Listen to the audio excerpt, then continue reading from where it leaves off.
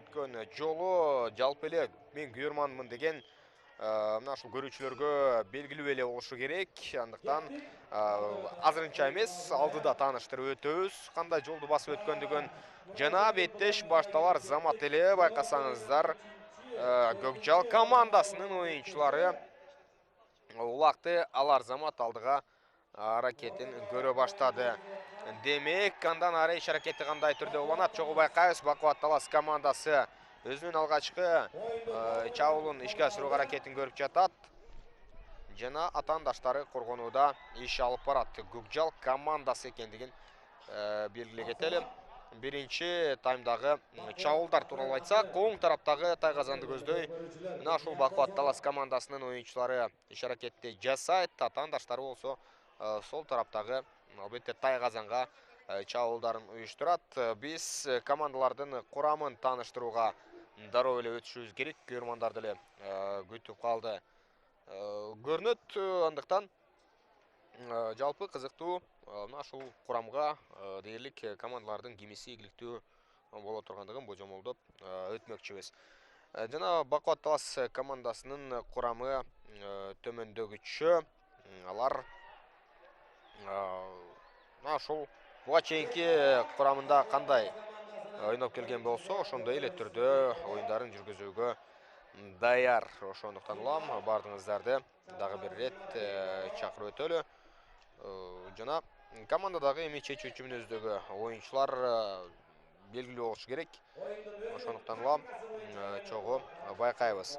Биринчи катар саны менен Райымберди Жаныбай уулу, экинчи Бекбото Дамир уулу, үчүнчү катардагы азыр Бекбото Дамир уулунда чабуул мүмкүнчүлүгү бар. Жана Тайгазанга жакындап келип ыргыта алабы?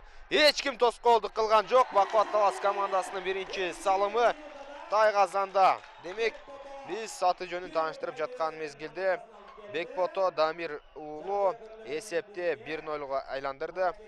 Жана Бакубат Талас командасы алдыга чыгууда. Кайталоодон дагы бир жолу байкап көрөбүз. Коргонуудагы оюнчулар алыс болгон, эч кимиси тоскоолдук кыла алган жок. Ошого байланыштуу биринчи салым Тайгазанда. Курамды тааныштырып аягына чейин чыгаралы. Үчүнчү катар саны менен Азамат Жорутбек уулу Аватарды минип оюн жүргүзөт. 4-чү Нурсултан Райымбек уулу Желтаман менен 5-чи Абсамат Додорбек уулу Аманатты минип жүрөт. 6-чы Ариет Төлөнов полковникти минип чыккан. 7-чи Улук Тынчтыкбек уулу Айгашка, 8-чи Рыскелди Мергенбай уулу Алгараны минип алган. 9-чу Назырбек Бекзат уулу чечүүчү мүнөздөгү мыкты оюнчулардын бири командадагы Рэмбону минип чыкты. 10-чу Турат Эмилбек уулу Көкбет менен чыкты. 11-чи Таласбек Дүйшалиев Миллионду минип чыкты. Командадагы чечүүчү мүнөздөгү чабуулчулардын бири. Жана ошондой эле 12-чи Талантбек Замирбек уулу Спартакты минип чыккан оюнчу. Биз оюндун жүрүшүндө дагы кемисе күчтүү экендигин, кандай оюн алып бара ала тургандыгын чогуу байкайбыз. Ал учурда Көкжал командасында өтө жакшы мүмкүнчүлүк бар. Ыргытууга бир аз калган мезгилде азыр атаандаштары тоскоолдук кылууда. Демек, азыр мына байкасаңыздар чогуу көрүп кийинки чабуулду байкайлы. Демек, ыргытууга азыр жол издеп табышы керек.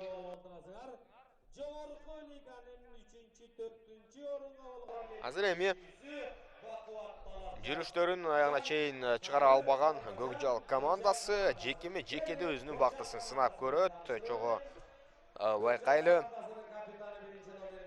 Биринчи номер менен Алтынбек уулу Замирбек оюн жүргүзөт. Булут тармагы менен жүрөт. Экинчи Адылбек Керезбеков Аудбекти минет. 3-чү Дастан Сарыев Зубайраны минип жүрөт. 4-чү Ракетаны минген Азамат Акылбек уулу. 5-чи Улукбек Осмоналиев Сарыкөлдү чабат. 6-чы Токтосун Мырзабай уулу Көкмончокту чаап жүрөт. 7-чи Мелис Муратов Сарыкөлдү минет. 8-чи Эркин Төлөмүшев Зайчикти минип алган. 9-чу Эрмек Сатылганов Борзойду минген. 10-чу Тариел Шайлообек уулу Мессини минет. 11-чи Бек Жусупбек уулу Аганёкту минип алган. Жана 12-чи Алмаз Базарбаев Көк теректи минип чыккан оюнчу. Булар өзүңүздөр билгендей мына өздөрүн көрсөтүүгө чыккан мыкты курам. Буга чейин дагы аракеттерин көрүп келди. Тактап айтсак, өз тайпасында Достық Четинди командалары менен биргеликте Көкжал командасы жайгашкан. Жана Четиндини жеңип экинчи орунда болгон. Ал учурда Таласбек Дүйшалиев өзүнүн аргымагы менен өтө бир чоң чабуулга барууда. Миллион аргымагы менен келип ыргытылган. Улак эсеп 2-0. Бакуат Талас командасынын биз чоң ылдамдыктагы чабуулуна гол алдык. Көкжал оюнчулары атаандаштарынын казаны тарапта кармалып калып, анын натыйжасында Таласбек Дүйшалиевди миллион менен кошо кое берип жиберди. Демек, кайталоодон байкасак өтө кооз салым, бир гол менен барып ыргыталды. Таласбек Дүйшалиевди биз беттештин башталышында эле белгилей кеткенбиз. Ошондуктан улам атаандаштары бул оюнчуну дыкат берип көңүл менен карашы керек болот. Көкжал командасы болсо эми чындыгында биринчи лигага четтеп кала турган башка талапкерлердин бири десек да болчудай. Төш булак эч кандай упай топтой алган жок. Көкжал өзүңүздөр билгендей эми 3-чү орун үчүн ойноодо. Кандайдыр бир упайлары бар бул командада. Андыктан кийинки лигага четтеп калбоо үчүн өздөрүнүн аракеттерин көрүп, бүгүнкү беттеште жеңүүгө аракетин жасашы керек. Нурсултан Райымбек уулу желтаман менен азыр улакты сол такымына алып, атаандаштарын ойнотуп жүргөн мезгили. Дастан Сарыев Зубайра менен артынан кууп алган. Эмне үчүн Зубайра коюп койгондугун деле билбейм. Чындыгында атынын ысымын бирок белгилүү мушкерлердин атынан коюлган сымал. Мушкердин биринин эми канчалык деңгээлде өзүн көрсөт, чогуу байкайлы. Ошол эле Месси, Роналдо сыяктуу аргымактар да бар экендигин билсеңиздер керек.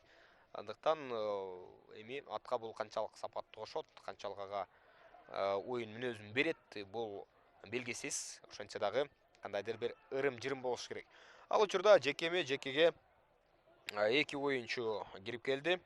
Борбордук бөлүктө Турат Эмилбек уулу Бакуат Талас командасынан, ал эми атаандаштарынан Мелис Муратов Сарыгүл менен чыккандыгын көрүүдөбүз. Жана 2 жекеге чыккан оюнчу өзүн көрсөтөт. Менимче Булутту минип алган. Менимче Мелис Муратов Булутту минип чыккан. Ошол номерлер менен карай турган болсок албетте. Ал эми атаандашы азыркы оюн жүргүзүп жаткан жок. 10-чу катар санындагы Турат Эмилбек уулу эрден түшүп калгандыгын көрдүк. Эч тоскоолдуксуз азыр Көкжал оюнчусу жерден улак тилип кетүүдө.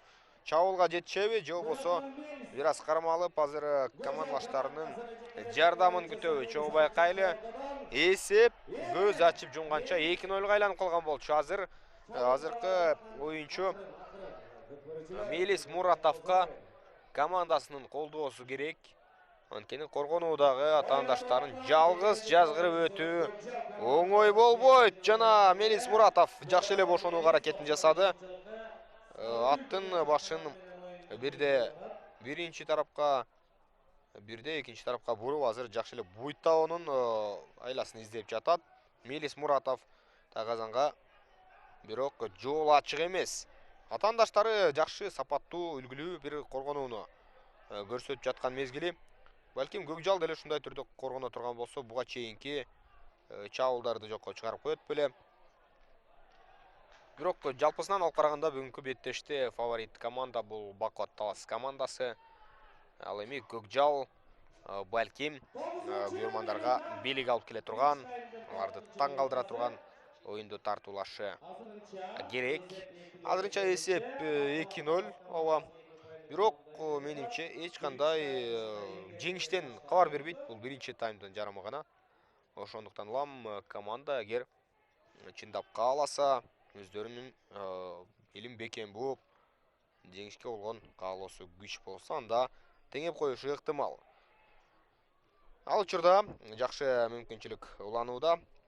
Иңип алууга 2 команда тең азыр эми иңип алганга илип кетүүгө жол издеп жатат. Көпкө чейин эңилбегендигине байланыштуу башкы калыс эшкарыгын жаңырткан жана жеке чыгуу, бирге бир күрөшүү орун алат. Эсиңизерге сала кетели, урматтуу телекөрүүчүлөр, бул мелдеш 14 марттан бери болуп келүүдө. Тактап айтсак, ал күнү 1-лиганын беттештери башталган, тандап алуу туру орун алган. Андан кийин 8ден 1 шерек финалдык баскычтар, жарым финалдык бөлүктөгү оюндарды көрдүк. Жада калса 1-лиганын 3-орун үчүн болгон кызыктуу беттешке көп боло алдык. Андыктан жогорку лигага жетип келдик дагы. Бүгүн коло медалдын ээсин аныктаган соң 21 март күнү, Нооруз майрамы күнү биз 2-1 жеңүүчү командаларды аныктайбыз. Достук менен ынтымак командасы салтка айлангандай эле бири-бирине каршы чыгат. Жогорку лиганын алкагында эң кызыктуу бул жогорку лигадагы беттеш ошол десек болчудай. Жана 1-лиганын алкагында Алкан Ата менен Келечек командаларынын оюну жүрүшү керек. Ал учурда Бакубат Талас командасы чабуулда. Таласбек Дүйшалиевдин иш аракетин байкаңыздар. Бул оюнчу жакшы эле ыргытууга жетишти. Ошол эле мезгилде атаандашы байкасаңыздар коргонууга аракетин көрүп артынан жетпей калган. Андан ары улак тагазандан ашып барып жерге түштү. Анын үстүнө Таласбек эрден кулап жерде отурган мезгили артынан келген каршылашы күүсү менен үстүнөн өтүп кеткен сымал. Албетте атайын эмес. Таласбек азыр көбүнчө кооздукка басым жасап ыргытууну көздөдү. Бир аз абайлап оюн жүргүзсө деле болмок менимче. Ылдамдыкты жайлатып ыргытса деле жете алат беле. Ар бир оюнчу өзүнүн ден соолугун карашы керек албетте. Бирок аны канчалык салымды, күчтүүрөөк, коозураак ыргыта турган болсо, албетте көрөрмандардын пайдасында болот ал эпизод. Ошондуктан улам азыркы көкбөрчүлөр, улакчылар бир гана өздөрүнүн салымын, же болбосо жөнөкөй гана салымды эмес, анын кандай салынгандыгына басым жасап оюн жүргүзөт. Ошондуктан улам Таласбек Дүйшалиевдин балким жасаганындыгы туура эле болгондор. Биз эми ден соолук каалайбыз. Буга чейинки ыргытылган улакты кайталоодон берүүдө жакшы эле ыргыткан, жана андан ары мына ошол тайгазанга таянып барып эрде кармала алган жок. Тез жардам Таласбек Дүйшалиевге азыр жардам берилүүдө. Эч кандай жаракаты жок деген үмүтүбүз бар. Тез жардам унаасы тала үстүндө турган мезгилде оюн жүрүшү мүмкүн эмес эрежеге ылайык. Ошондуктан улам качан гана чыккан мезгилде бул коло медалдар үчүн болгон беттеш уланат. Көкбөлчүлөрдүн жекеме-жеке күрөшүн көрөбүз. Борбордук бөлүккө түшкөн оюнчулар бар. Азырынча эсеп 2-0. 2-0. Эртерээк мына өзүнө келе турган болсо, эртерээк ойгоно турган болсо, Көкжал командасы сактап калышы мүмкүн бул беттешти. Эми бул беттеште 2 гана улак салынды. Андыктан Көкжалда артында бир топ эле тажрыйба бар. Биринчи болуп азыр Бакубат Талас командасынан Турат Эмилбек уулу улакка жете алды. Ылдый тараптан энген соң атаандашы Тариел Шайлообек уулуна бербестен арт тарапты көздөө өздөрүнүн тайгазанына бара жаткан кезик. Оюнчу жакшы эле активдүү талашууда бири-биринен. Бул жолкусунда байкасаңыздар Бакубат Таластан Талантбек Замирбек уулу чыккан. Ал эми атаандашы Көкжалдан Тариел Шайлообек уулу Месси менен ат ойноткондугун көрө алдык. Жана биринчи таймдын дагы болжолу менен 7 мүнөт убакыты бар. 7 мүнөттүн ичинде кандай окуя көрүнүшү орун алат чогуу байкайлы. Албетте бул 3-орун үчүн болгон оюн менимче кызыктуу. Эң башкысы салымдар бар, жогорку ылдамдыктагы чабуулдар бар. Көкжал командасы деле жөн турган жери жок. Алар иле турган жерден илип, мына ылдамдыкты кошо турган жерден жакшы эле аракетин көрүүдө. Андыктан аларды азыр көрөрмандар эч кандай бир жеңишке калгуусу жок деп күнөөлөй албайт. Жекеме-жеке көрүнүшү борбордук бөлүктө Бакубат Талас командасынан менимче Нурсултан Райымбек уулу кирип келди. Жок, албетте Нурсултан эмес, Турат Эмилбек уулу кирип келген. Көкбет азыр ортодо эмес. Атаандаштарынан болсо Көкжал командасынан Адылбек Керезбеков кирип келди. Ошол эле Мелис Муратовдун киргендигин көрө алганбыз биз. Адылбек Керезбеков борбордук бөлүктөн жакшы эле күрөштү, бирок иле алган жок. Каршылашы Турат Эмилбек уулу азыр командалашына өткөрүп берген. Талантбек Замирбек уулуна Талантбек атаандаштары Бек Жусупбек уулу менен Алмаз Базарбаевга улакты бербестен жакшы эле качып барууда. Атаандаштары азыр болушунча улакты Кашылаштын такымынан тартып алуунун айласын издейт. Эки оюнчу бири-бирине көмөктөшө турган болсо, азыр үчүнчү улакты ыргытып кое алышабы.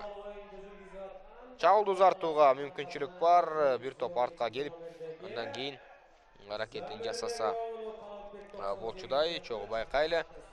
Учурда Бакубат Талас командасынын оюнчусу ишенимдүү түрдө жүрөт. Талантбек Замирбек уулу сол такымына улакты басып, чабуулду узарткан соң артка атаандаштарынын тайгазанын көздөй бет алууга камынды. Азыр эки оюнчу бар басым жасаган. Бири Азамат Акылбек уулу экендигин көрүүбүз. Экинчиси ошол эле буга чейин жекеме-жекеге чыккан Адылбек Керезбеков. 1992-жылы төрөлгөн 27 жаштагы тажрыйбалуу оюнчулардын бири. Жана аутка чыкты. Аутка чыга элек, башкы каластын ышкырыгы жаңырай элек. Ошондуктан улам Көкжал командасы активдүүрөөк коргонушу шарт. Болгону 3 оюнчу азыр активдүү коргонуп жатат. Ал эми бирөө тайгазандын оозунда күтөт. Кандай кооптуу абалдар жаралып кетсе дагы ал даяр турушу абзел. Ал мезгилде аутка сүрмө топ атаандаштарын сүрүп чыгарды.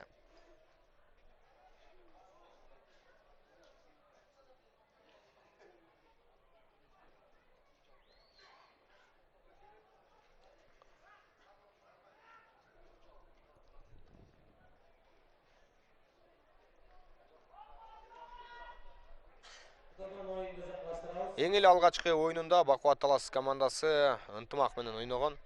Ынтымак менен А тайпасында жайгашып калган, эсиңиздерде болсо. Жана ынтымакка жеңилип калышкан. Менимче ири эсеп менен жеңилген. 11-2 болушу керек. Жана андан кийинки атаандашы Түш Булак командасын бирок 9-0 эсебинде жеңип, күйөрмандарын кубандыра алган. Жана азыр эми кезектеги 3-чү беттешин жана 3-чү орун үчүн болгон оюнун көрсөтүп жатат.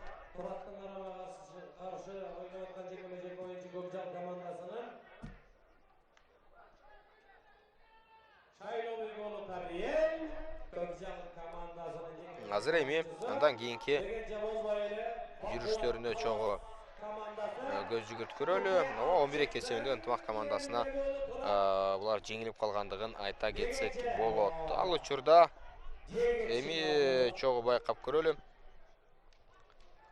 Жерге түшкөн улакка ылдый эңкейип эңип алган оюнчу болобу, жокпу?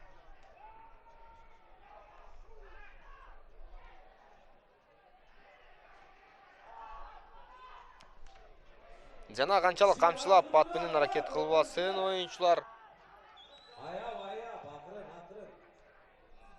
Жете алган жок.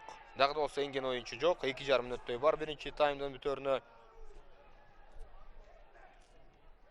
Жакшы эле азыр аттарды кыйнап, камчылап оюнчулар акыркы чабуулдарга аракетин көрүүдө. Алгач эңип алыш керек, андан кийин чабуулга чыгышы мүмкүн. Жана байкасаңыздар азыр Көкжал командасынан кайсы бир оюнчу азыр жаза мамыга кетирилет. Ылдый улакты эңип жаткан мезгилде, аны ат менен барып кактыруу болбойт. Эрежеге ылайык ошого байланыштуу азыр Көкжал командасынан оюнчу жаза мамыга кетирилди.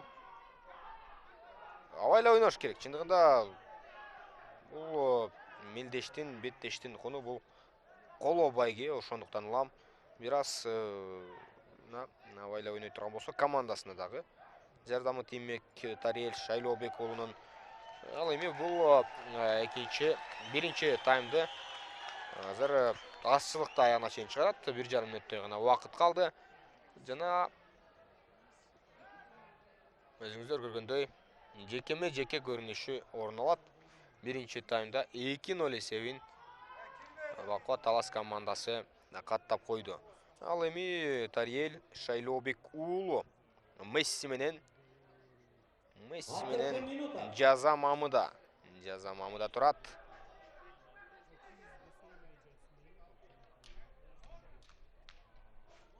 Акыркы минутта жүрүп барууда. Борбордук бөлүккө Адылбек Керезбеков кирип келген. Жана ошондой эле анын атаандашы Турат Эмилбек уулу Көкбет эмес. Менимче башка аргымак. Борбордук бөлүктө аватар болуш керек. Мына ошол аракетин көрүп жаткан кези. Демек, чогуу байкайлы. 15 секунда гана убакыт бар. Азыр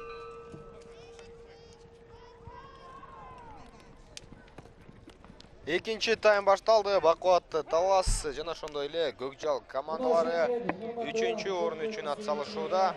Ойлаш керек азыр аз жерден Көкжал командасынын оюнчусу аты менен кошо кулап түшө жаздады. Биз эң биринчи кезекте албетте ден соолук каалайбыз оюнчуларга. Экинчи бөлүктө менимче курам менен тааныштыруунун эч кандай кажети жок. Биринчи таймда ал тууралуу айтып өткөнбүз. Андыктан мына ошол учур менен чектелебиз. Азыр экинчи бөлүк башталды. Эсеп бети 2-0. Бакуат Талас командасы алдыда. Жана биринчи таймдын акыркы секундаларында Жазамамга кетирилгендигин айта кетишибиз керек. Көкжал командасынан оюнчу азыр эми жаңы тайм жана Бакуат Талас командасы азыр өздөрүнүн тайгазаны көздөй бара жаткандыгын көрүүдө. Сулакты бекем кармап сол такымга баскан соң жакшы эле чабуулду уюштуруп бара жаткандыгын көрсөңүздөр болот. Бирок аягына чейин азыр чыгарар эмес. Коргонууда оюнчулар бар. Өткөрүп берүүнү ишке ашырды жана Талантбек Замирбек уулу. Улак менен жаш таланттардын бири 1998-жылы төрөлгөн Спартак аттуу аргымакты минет. Жана азыр атаандаштарын бирден жабуусун күтүүдө өнөктөштөрү жана андан ары чабуулга качкысы келген, бирок бул тактика азыр ишке ашкан жок. Дуалга жакын жерде Талантбек Замирбек уулу оюн жүргүзүүдө. Көпкө чейин кармап жүрүү дагы оңой эмес такымда улакта. Ошондуктан улам өткөрүп берүүнү жасаш керек, же болбосо андан ары тайгазанга тезирээк жетүүнүн айласын издеш керек болмок. Жана тайгазандын төбүнө келип атаандаштарынын коргонуусуна туруш болду. Учурда Дастан Сарыев, Эрмек Сатылганов сыяктуу оюнчулар ошол эле активдүү түрдө Токтосун Мырзабай уулу келди. Андан сырткары Бекке Жусупбек уулу дагы бар. Жана эки оюнчу бири-бирине жанаша келип кала турган болсо эле ыргытуусу оңой болуп калат. Жана кезектеги улак тайгазанда. Демек Талантбек Замирбек уулу азыр командалашына жардам берип салымды ишке ашырды. Дагы бир жолу кайталоодон көрөбүз. Жакшы эле күрөш жүргүзүп жаткандай болгон Көкжал командасы, бирок туруштук бере алган жок бул чабуулда. Анын натыйжасында эсеп 3-0 айланууда. 3-чү орун үчүн болгон беттеште алгачкы медальга болгон кадамын бул команда Бакуат Талас жасап койгондугун көрүүдөбүз. Андыктан Көкжал өзүнүн салымына канчанчы мүнөттө жетишет, же негизи эле өзгөчөлөнө алабы? Ушундай суроолор жаралууда. Ал мезгилде жерге кулап калган Бакуат Талас оюнчусу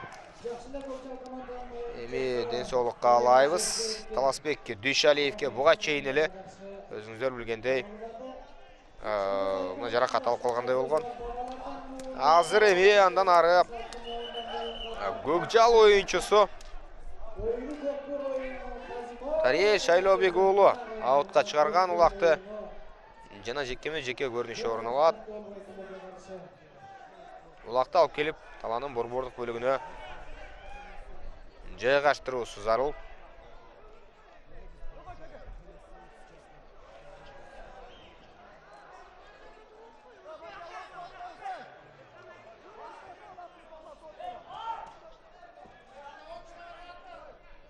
Азыр эми жекеме-жеке көрүнүшү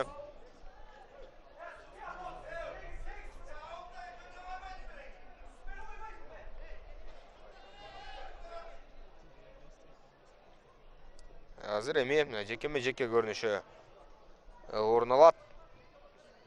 Бирге бир чыгуу. Бул өтө бир чечүүчү мүнөздөгү учурлар.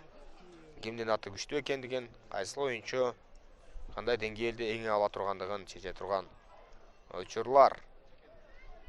Буга чейинки мына ушул эпизод боюнча азыр талаш жаралып барып токтогон сымал, оюнчулардын бардыгы кайрадан сыртка четтеп барууда. Жана бирге бир чыгуучу оюнчуларды азыр тааныштырып өтмөкчүбүз. Көкжалдан Мелис Муратов, жок, Адылбек Керезбековду бизге көрсөтүүдө. Адылбек Керезбеков.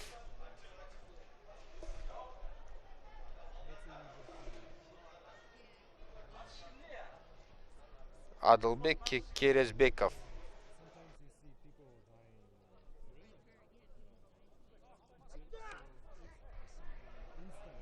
Жекеме-жеке көрүнүшү Адылбек Керезбеков борбордук бөлүктө. Андан сырткары Турат Эмилбек уулу борбордук бөлүккө чыкты.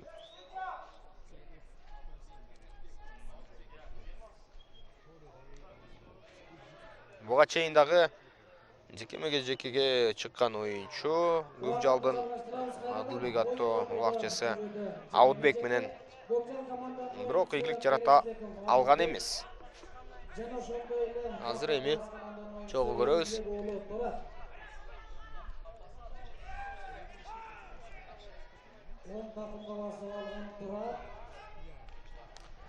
Жакшы чабуулдардын бирин көрүүдөбүз. Башталып келүүдө Бакубат Талас командасынын оң канат аркылуу иш аракети уланабы, командалашы сүйрөп байкасаңыздар. Жакшы эле Таласбек Дүйшалиев өзүнүн өктөшүнө жол түзүп бергиси келди. Андан ары чабуул уланып жаткан мезгили. Чоң ылдамдыкта атаандаштарынан азыр Таласбек Дүйшалиев качып бара жаткандыгын көрүүдөбүз. Бул оюнчу бүгүн активдүү өтө.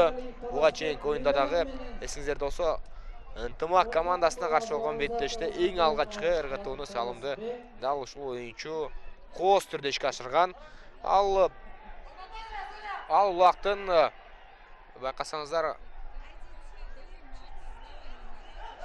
андан ары иш аракетин улантат жана орой мамиледе оюн жүргүзгөндүгүнө байланыштуу Көкжал командасынан 4-чү катар санындагы оюнчу Нурсултан Райымбек уулу. Жок, албетте Азамат Акылбек уулу ракетасы менен сыртка чыгарылууда. Жана буга чейинки Сарыкөл менен азыр өзүңүздөр көргөндөй Азамат четтетилди жана ошол Азамат чоң ылдамдыктагы чабуулдардын бири Таласбек Дүйшалиев азыр анчалык улактын айланыштыра элек колдон түшүрүп жибергендигин дагы көрүүдөбүз. Андан ары Көкжал командасынын оюнчулары илип көрөт. Бул жолкусунда Адылбек Керезбеков. Андан ары жолун улантып чабуулга кача алган жок. Жана бир аз өз ордунда орнуп калгандай. Бир шекитте андан ары кыймыл бар, бирок өздөрүнүн тайгазаны көздөй жылып бара жаткандыгын биз көрүүдөбүз.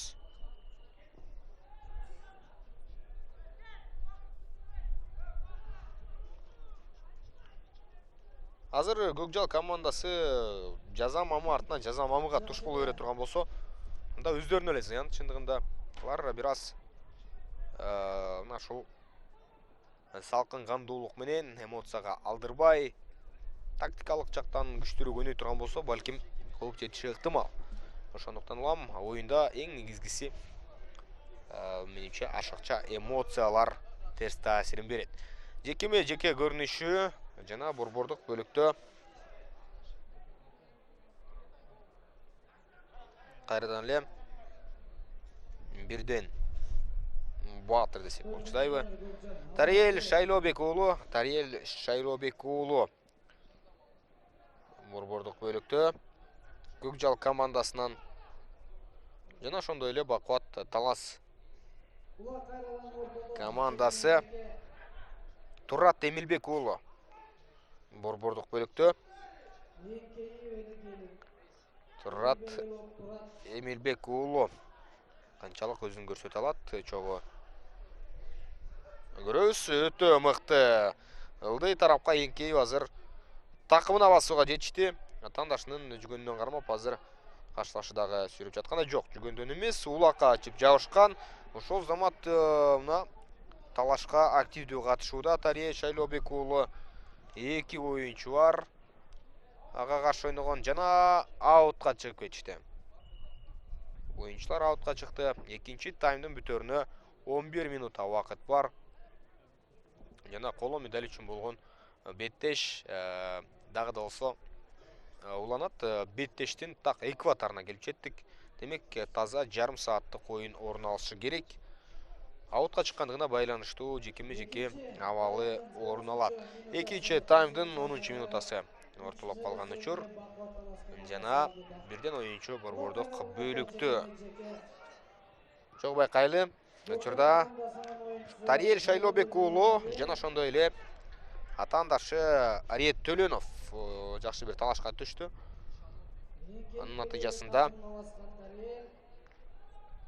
Бакубат Талас атаандаштарынын тайгазанына жакындап баруунун айласын издеди, бирок азырынча бара элек. Улак жерде эңип алууга кимиси биринчи аракет жасайт. Мындай учурларда чындыгында эңип алуу дагы мүмкүн эместей. Бири-бирине тоскоолдукту максималдуу түрдө көрсөтүүдө, бирок аутка чыгып кетти. Райымберди Жаныбай уулу Айтумарды минип жүргөн 1995-жылы төрүлгөн улакчы азыр аутка сүйрөп чыкты улакты. Жана жекеме-жеке көрүнүшү. Жекеме-жекеде Бакубат Талас күчтүүлүк кылууда.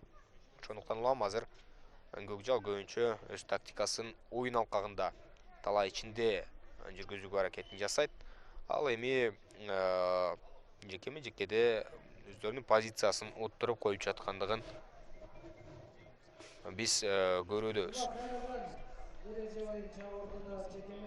Жалпысынан тайпалык беттештеринде командалар 2ден оюн көрсөттү. Четиндини Көкжал 3-2 эсебинде утуп алган.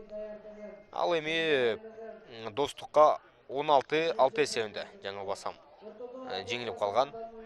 Көкжал ошентип экинчи орунга жайгашкан. Андан сырткары Бакубат Талас ынтымакка жеңилди 11-2 эсебинде, бирок атаандаштары Төш Булакты 9-0 эсебинде жеңип алган. Андыктан Бакубат Таластын азыркы деңгээли ынтымак менен Достукка жете элек болсо дагы андан кийинки командалардан жогорураак. Ана ушул ортосунда десек да болчудай.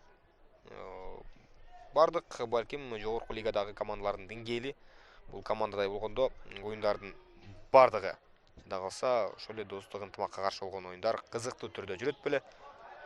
Мындай пикирлер эл арасында жашап келүүдө.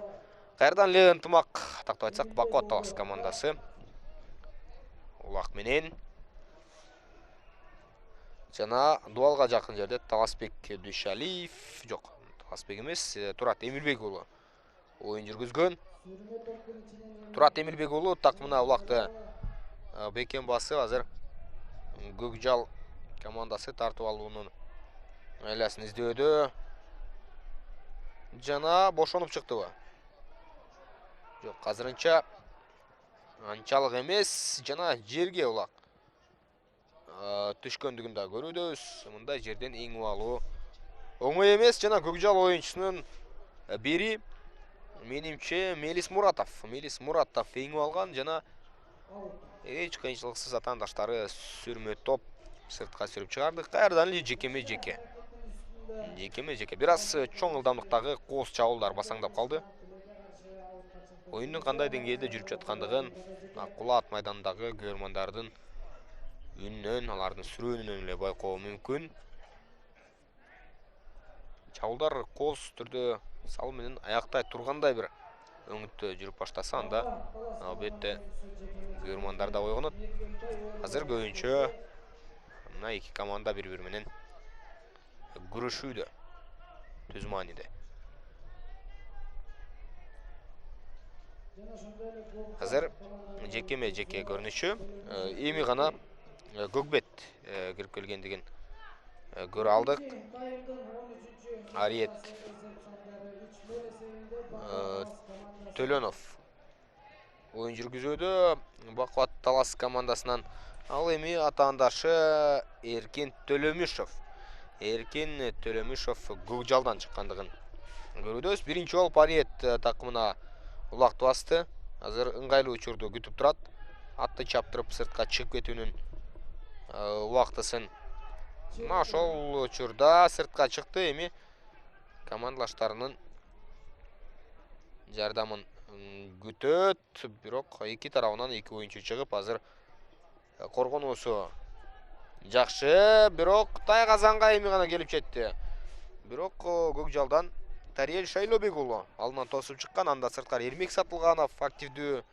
Ошол эле Дастан Сарыев Зубайра менен жүрөт. Зубайра менен коргонууда жүрүү, бул жакшы коргонуу болуш керек. Жана бага карабастан азыр 3 оюнчу бири-бирине жанаша жайгашып турат. 4-үнчүсү жарып кирип барууда. Ыргытууга азыр жол издейт коргонууда активдүү Дастан Сарыев. Бир гана Дастандын азыр иш аракети менен тандаштары ыргыта албай калды көрүнөт. Эми гана ыргытылган улак, бирок басып жакшы эле аракеттин көрүүдө. Бирок байкасаңыздар, азыр Көкжал командасынын оюнчусу аягына чейин чып жабышып, эки оюнчуга каршы жакшы эле өзүнүн аракетин көрсөтүп жаткан кези. Эки оюнчу жок, тайгазанга азыр улак эмес. Кимдир бирөөнүн тебетейи түшүп кеткендигин көрдүк. Анын натыйжасында 3-4 оюнчу бири-бирине каршы ойнойт.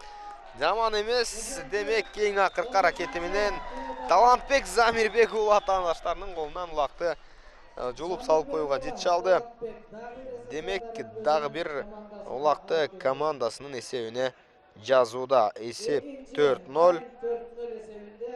Буга чейинки 3-чү улакты дагы Замирбек салууга көмөктөшкөн. Ошондуктан улам мунусу дагы эсептелет. 4-0. Экинчи таймдын бүтөрүнө дагы 4,5 мүнөттө гана убакыт калды. Андыктан Көкжал жетишеби жокпу? Ооба, азыр улак эртелек ташталып калган. Баштапкы чекитке жетпей ташталып калды. Анын натыйжасында азыр кайрадан оңдолуп ташталат. Калыстын көрсөтмөсү боюнча жана эңип алууга аракеттер көрүлүүдө. Дароо эле келип жерден илип кетүү оңой болбойт. Чындыгында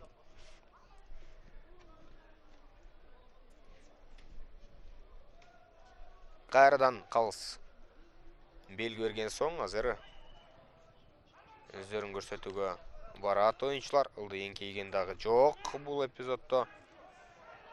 Бакубат Талас оюнчусу. Бирок андан кийинки байкасаңыздар, иш аракети мыкты. Бул жолкусунда Рыскелди Мергенбай уулу түз эле дуалга апарып сайды. Аргымакты анын натыйжасында өткөрүп берүү ишке ашты.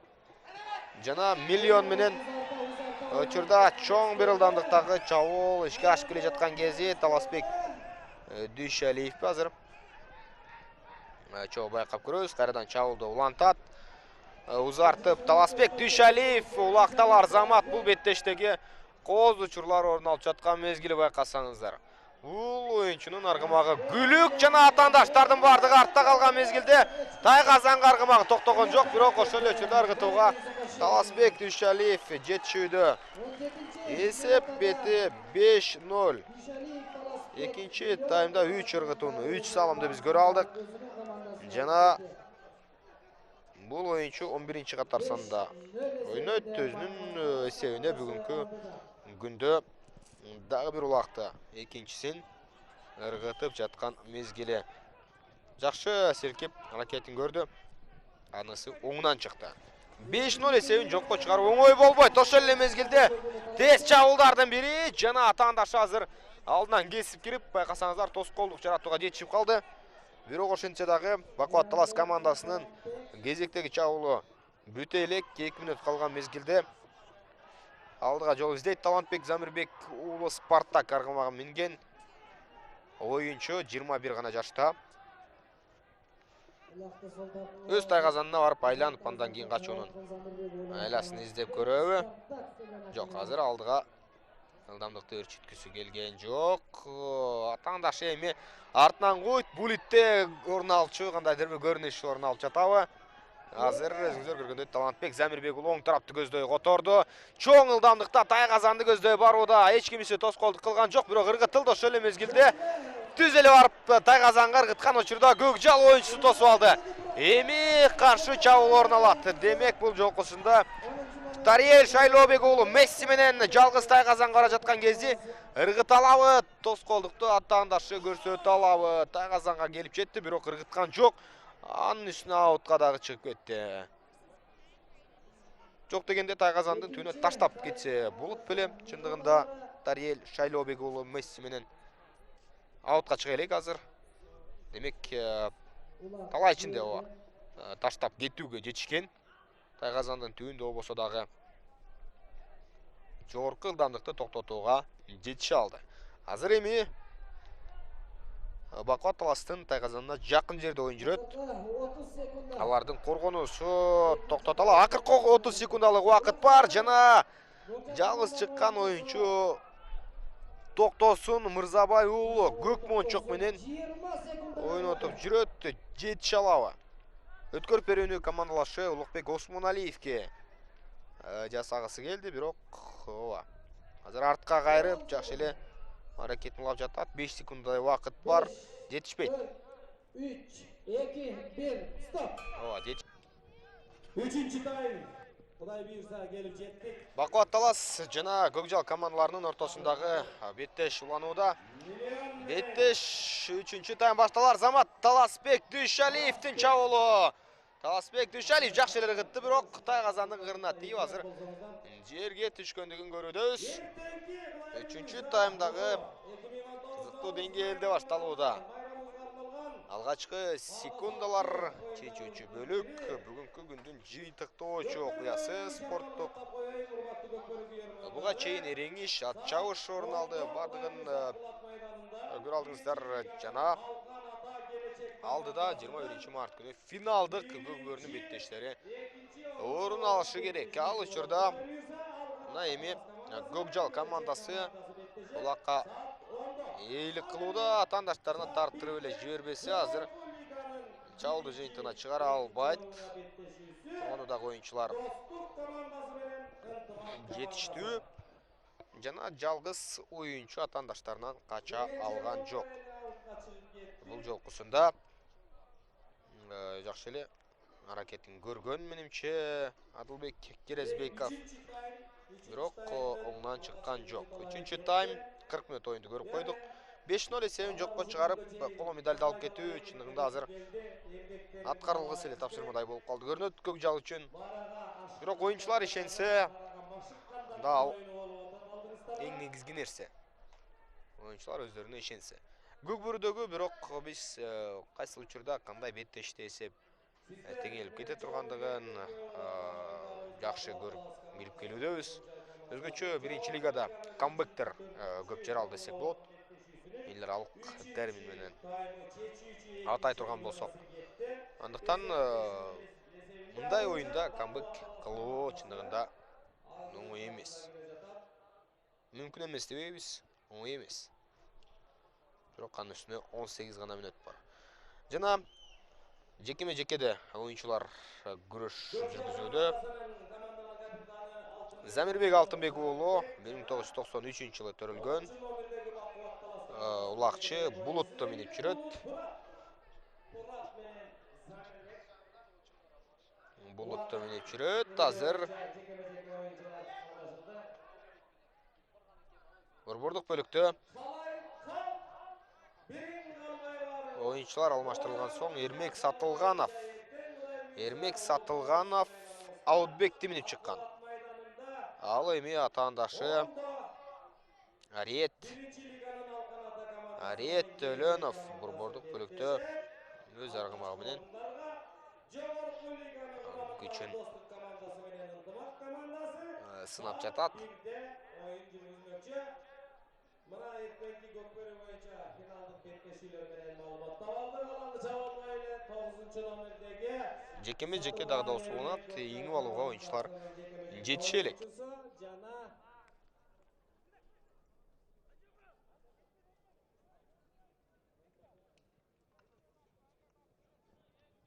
Ариет Төлөнов 99-жылкы көкбөрүчү. Бул оюнчулар азыр өзүңүздөр көргөндөй 1 мүнөт бою убакыт тең албагандыгына байланыштуу алардын ордуна башка оюнчулар кирип келди. Эрежеге ылайык албетте. Жана Адылбек Керезбеков борбордук бөлүктө ал Зубайраны минип чыккандыгын көрүүдөбүз. Хабиб аталган аргымак жок буякта. Эгер ошол Зубайранын атынан коюлган болсо. Жана азыр Бакубат Талас командасынан буга чейин чыгып келген Турат Эмилбек уулу борбордук бөлүктө оюн жүргүзүп жатат. Азыр Бакубат Талас эч кайда шашпайт. Ошондуктан улам алар эңип алганга аракетин деле көргөн жок. Кайрадан оюнчулар алмаштырылат. Ушинтип 1 мүнөттөн орун ала бере турган болсо, анда албетте убакыт кеми берет. Көкжал командасында жада калса биринчи улакты таштаганга мүмкүнчүлүк калбай жүрө берет. Ал учурда мына эми ылдыйеңкейип Ариет Төлөнов улакты алды.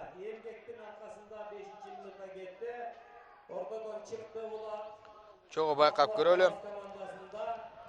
Такымына бекем кыскан соң азыр чабуулга качып көрөт. Ариет бирок аутка чыгып кетти. Ошого байланыштуу азыр жекеме жеке борбордук бөлүктө орун алат.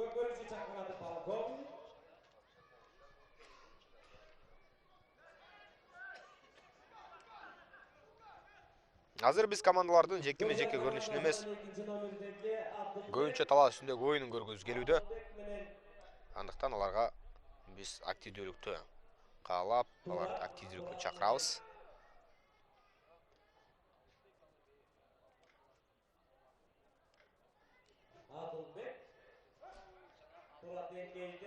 Жакшы эле азыр ылдыйеңкейип Турат Эмилбек уулу ишенимдүү түрдө бул жекеме жекеде такымга улакты басты. Такымга басуу бул бир. Бул айлампадан союрулуп чыгып чабуулга качуу жакшы мүмкүнчүлүк бермек. Азыр байкасаңыздар Турат Эмилбек уулу